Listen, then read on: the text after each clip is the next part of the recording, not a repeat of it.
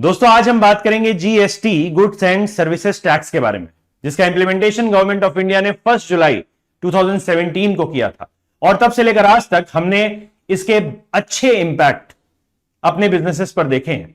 इसने इंडिया में ease of doing business को प्रमोट किया है, साथ ही साथ इंडिया को एक टैक्स कंप्लायंट कंट्री बनाया है। तो आज हम जानेंगे जीएसटी के बारे में। जीएसटी आखिर है क्या? GST is an indirect tax. Indirect tax वो होते हैं जिसमें कि टैक्स का बर्डन आप शिफ्ट कर सकते हो। GST is a value addition tax, मतलब सप्लाई की चेन में जो भी जितना वैल्यू एडिशन करेगा उस पर ही जीएसटी लगेगा। और फाइनली जीएसटी का जो बर्डन आता है वो कंज्यूमर पर आता है, क्योंकि GST is a destination based tax. तो it is paid by consumers but it is remitted to the government by the businesses selling the goods and services. ठीक है, तो जो कंज्यूमर्स आपके गुड्स या सर्विसेज को खरीदेंगे और जीएसटी के साथ इंक्लूसिव रेट्स पे करेंगे, तो यह आपकी जिम्मेदारी है कि आप गवर्नमेंट को जीएसटी पे करो एज अ बिजनेस। जीएसटी के आने के साथ हमारा टैक्स स्ट्रक्चर काफी यूनिफाइड हो गया और जीएसटी ने कई सारे इनडायरेक्ट टैक्सेस को सब्ज्यूम कर लिया। जैसे कि यहां पर कुछ इनडायरेक्ट टैक्सेस मेंशन्ड है: luxury tax, entry tax, entertainment tax, excise tax, CST, value addition tax, octroi tax and some local taxes. क्योंकि हर एक स्टेट एंटिटी अपना अलग अलग टैक्स लगाती थी, जिसकी वजह से एक बिजनेस अगर कहीं किसी एक स्टेट में ऑपरेट कर रहा है और उसको अपने सामान को दूसरे स्टेट में भेजना है, तो हो सकता है कि उसको और ज्यादा टैक्सेस देने पड़ जाए because of local taxes, because of entry tax, right. तो किसी स्टेट में एंट्री टैक्स बहुत ज्यादा हाई है, लोकल टैक्स बहुत ज्यादा हाई है, तो अपने आप उस प्रोडक्ट की कॉस्ट बढ़ जाएगी और इसकी वजह से काफी कंफ्यूजन भी होता था।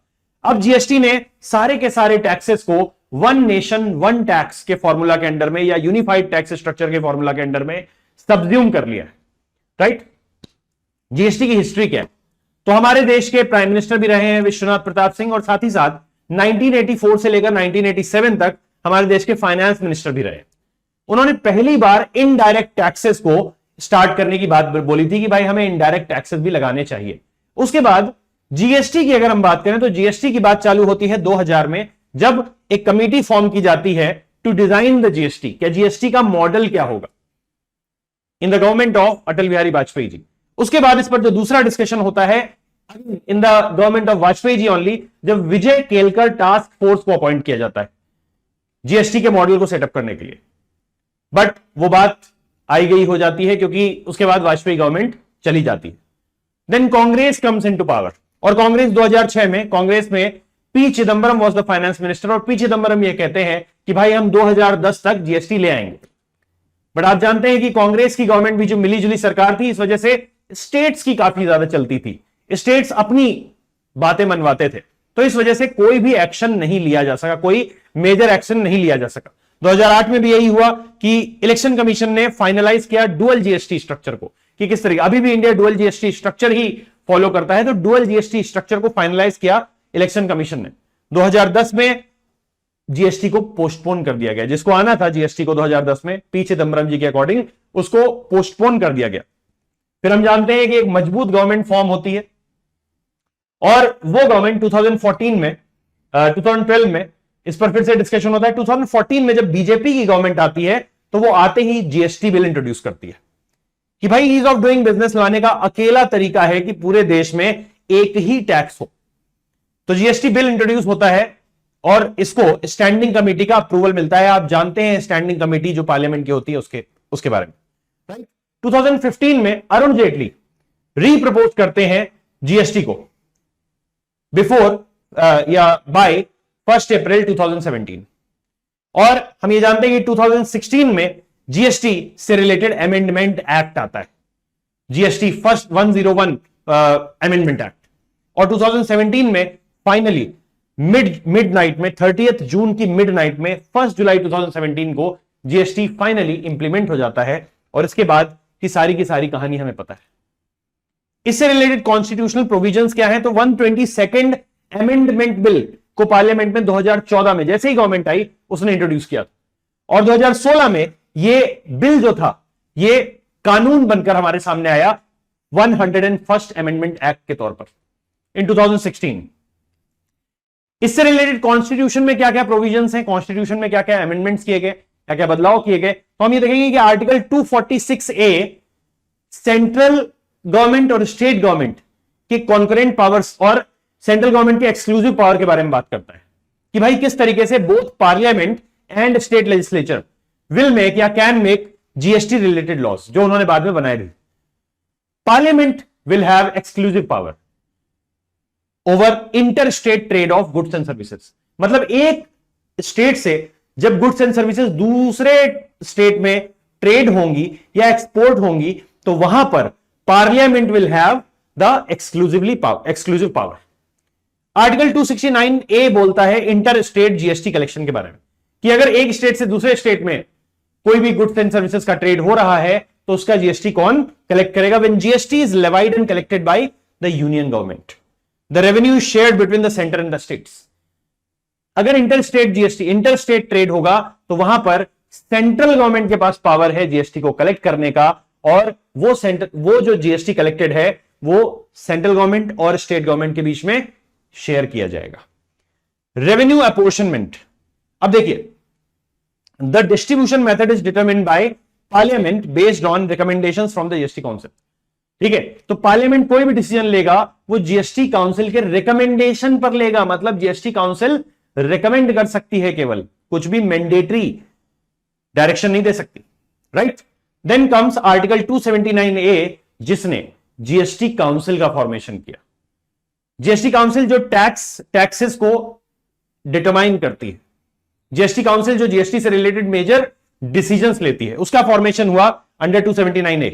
काउंसिल के फंक्शंस क्या होंगे, काउंसिल में कितनी मेंबरशिप होगी, उसको चेयर कौन करेगा, ये सारी चीजें भी इसी के अंडर डिफाइंड है। तो ये कुछ प्रोविजंस हैं जो कि चेंज किए गए कॉन्स्टिट्यूशन में, जो चेंजेस लाए गए। देन द लीगल फ्रेमवर्क, तो कितने तरीके का जीएसटी है? Central goods and services tax act was enacted in 2017.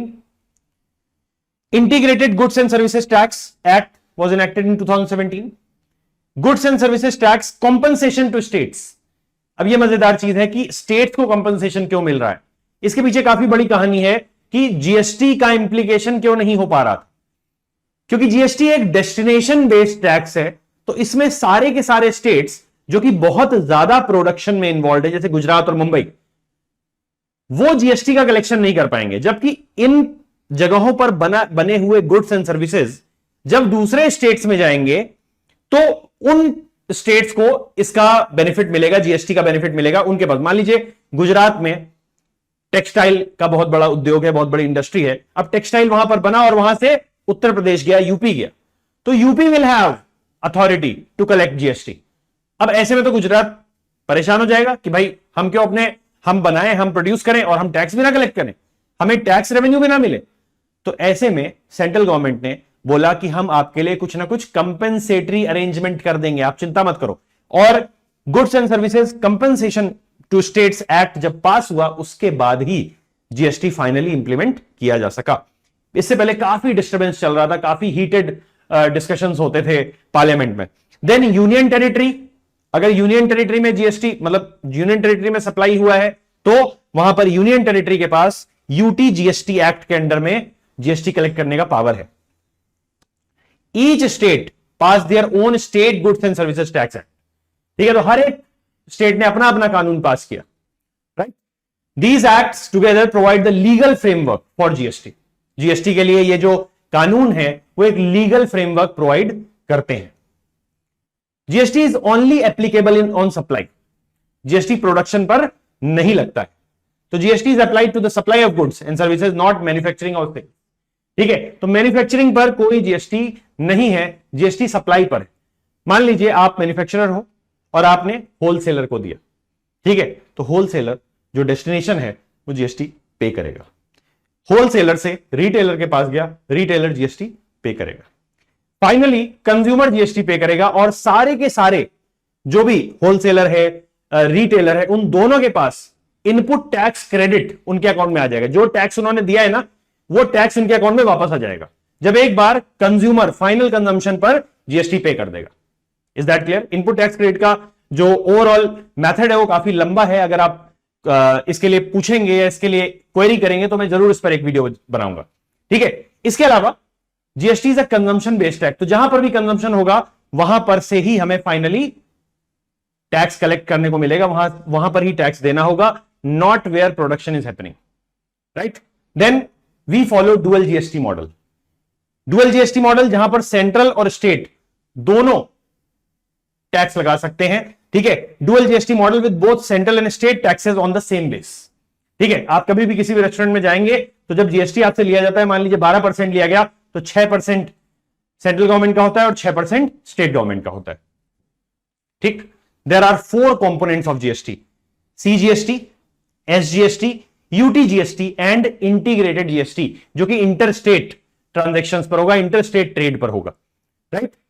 Mutual tax rates हैं, ठीक है। They are set mutually by the centre and the state based on GST council recommendations. Again GST council के recommendation मानना binding नहीं है, आगे आपको जरूरत पड़ेगी इसकी। There are multiple rates, there are 7 slabs for goods only, ठीक है। And there are 5 slabs of GST for services. Exemptions कुछ बिजनेसेस को मिला हुआ है, जैसे कि अगर आपका जो बिजनेस है अगर केवल गुड्स में डील करता है तो 40 लाख तक के टर्नओवर पर एग्जेम्पशन मिला हुआ है। नॉर्थ ईस्टर्न स्टेट्स के लिए थोड़ा सा कम है, 20 लाख तक के टर्नओवर पर है, ठीक है। अगर आपका बिजनेस सर्विसेज और गुड्स दोनों के लिए है या फिर केवल और केवल सर्विसेज के लिए है तो 20 लाख तक का एग्जेम्पशन आपको मिला हुआ है जीएसटी में, 10 lakh for north eastern states. Is that clear?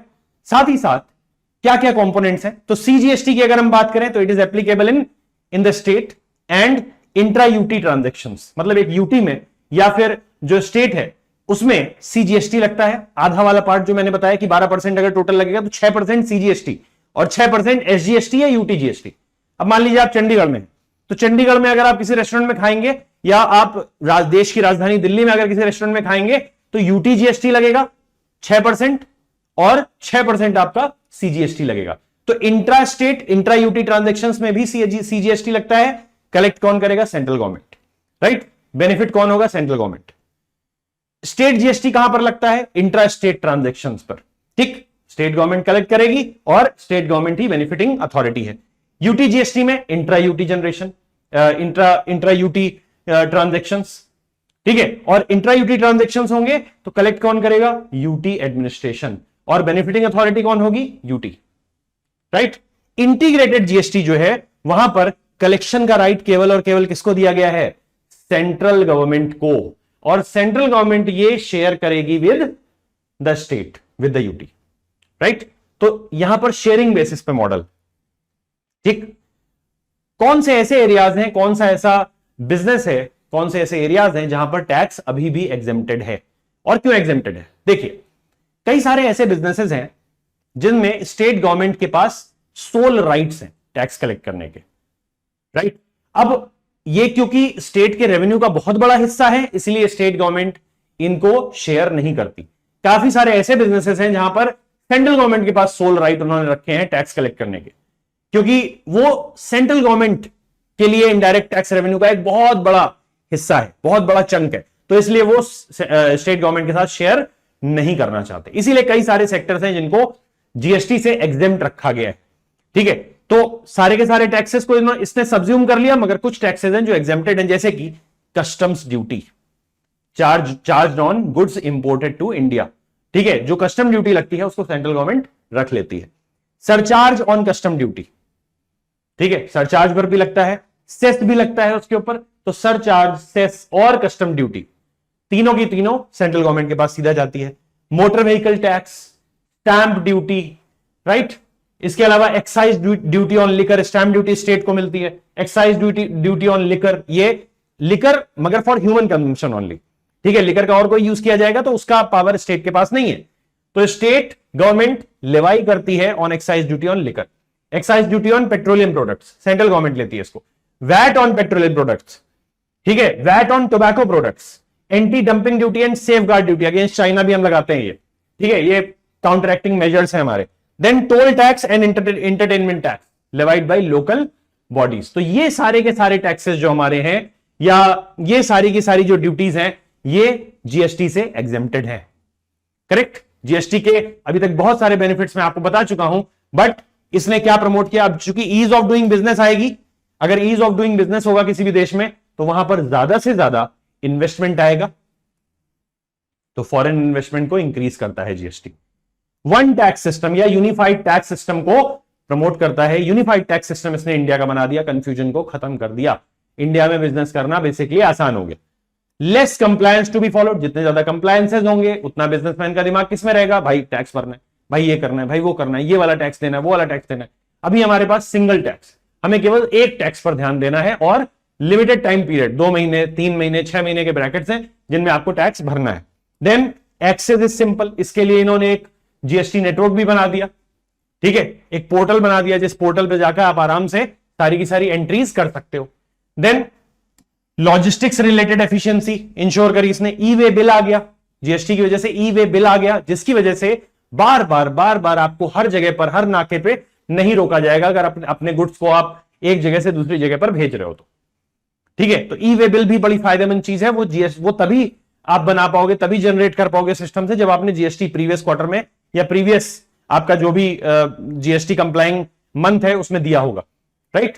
Then lesser developed states, जो स्टेट्स जिनके पास इंडस्ट्री नहीं है, जो डेस्टिनेशन स्टेट्स हैं जहां पर ज्यादा सामान आता है, सप्लाई होता है, ठीक है, उनके लिए लिफ्ट, उनके रेवेन्यू को बढ़ाता है, ठीक। उसके अलावा it is important for make in India initiative as well, क्योंकि बिजनेस को प्रमोट करता है तो ऑब्वियसली मेक इन इंडिया को प्रमोट करता है। कास्केडिंग इफेक्ट, जो टैक्स पर टैक्स लगता था, एक टैक्स के ऊपर दूसरा टैक्स, दूसरे के ऊपर तीसरा टैक्स, ठीक है, वैट सैट पता नहीं क्या क्या, तो उसको हटा दिया है जीएसटी ने, कास्केडिंग इफेक्ट को रिमूव कर दिया है। Then it boost the revenue, क्योंकि एक बायंट टैक्स है, बिना टैक्स की रेट्स बढ़ाए हुए टैक्स कलेक्शन बढ़ रहा है, टैक्स रेवेन्यू कलेक्शन बढ़ रहा है, तो एक बायंट टैक्स है, इसलिए it also boost the revenue. और इसकी वजह से साथ ही साथ ट्रांसपेरेंसी भी आई है, क्योंकि ह्यूमन इंटरवेंशन बहुत कम हो गया है जीएसटी में, ठीक है, ह्यूमन इंटरवेंशन ना के बराबर, पूरी तरीके से टेक्नोलॉजी ड्रिवन है। जीएसटी से रिलेटेड हमने जो भी बातचीत करी उस पर एक प्रैक्टिस क्वेश्चन यहां पर है। ऐसे ही क्वेश्चंस आपको यूपीएससी में प्रीलिम्स में भी देखने को मिलेंगे। ये क्वेश्चन बोलता है कि with reference to the goods and services tax council, GST council consider the following statements, इन स्टेटमेंट्स के बारे में बताइए, ठीक है। तो the council is meant to make recommendations, recommendations में बार बार आपसे बोल रहा था कि रिकमेंडेशंस वर्ड पर बहुत ध्यान देना है, to make recommendations to the union and the states on important issues related to GST, like the goods and services that may be subjected or exempted from GST. तो ये स्टेटमेंट तो सही है, बिकॉज जीएसटी काउंसिल का यही काम है, इसीलिए उसको आर्टिकल 279A के अंडर में बनाया गया है, right. Second statement is that it is a government body that is responsible for setting the prices of goods and services. Is that possible कि कोई government body goods and services के prices को set करे? नहीं। तो GST council किसी भी तरीके के गुड्स एंड सर्विसेज के प्राइसेस को सेट नहीं करती है, तो इट्स अ रॉन्ग ऑप्शन, ठीक है, wrong statement. The councils decisions are not legally binding, yes. तो councils decision are only recommendatory, वो रिकमेंड कर सकती है बट लीगली बाइंडिंग डायरेक्शंस नहीं दे सकती। It is not an authority, ये केवल एक काउंसिल जैसे कमिटी और कमीशंस होते हैं जो कि अपने अपने रिकमेंडेशंस देते हैं, सजेशंस देते हैं, बट कोई भी डायरेक्शन नहीं दे सकते, लीगली बाइंडिंग डायरेक्शन नहीं दे सकते, राइट। तो हमारा पहला और तीसरा स्टेटमेंट बिल्कुल सही है। Let's find it in the options. तो हमारा जो ए ऑप्शन है वही कहता है कि भाई पहला और तीसरा, which of the following statements are correct, ठीक है। तो इसको चेक करना भी जरूरी है कि करेक्ट पूछा गया है या फिर नॉट करेक्ट पूछा गया है। तो ए ऑप्शन ये बोलता है कि 1 and 3 ओनली, तो हमारा पहला और तीसरा स्टेटमेंट सही है, हम इजीली इसको टिक करके घर आ जाएंगे, right. So thank you so much for joining the discussion today.